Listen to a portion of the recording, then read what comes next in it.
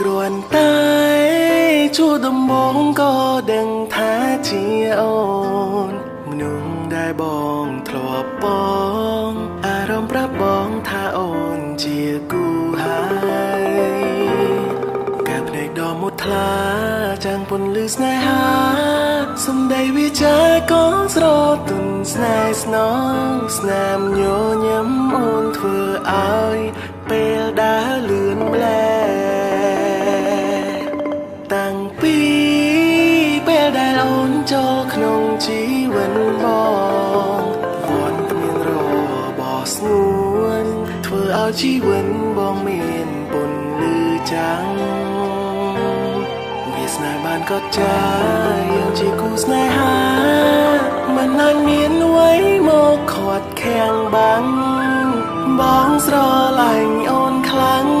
ជាងជីវិតដែលមានរូបបងសងសាចានឹងថែរាំងសាមាលីនស្រីលើលោកនេះមិនគ្មានអ្វីជំនួសអូនពន្លឺច័ន្ទខ្លាភ្លឺដោយសារមានរស្មី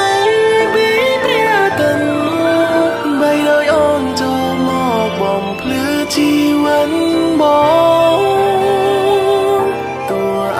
បងជ្រើរយដងទៀតក៏បងនៅតែជ្រើរើយកអូនអរគុណស្ងួនដែលតែងផ្ដល់ស្នាមញញឹមភាពកក់ក្ដៅ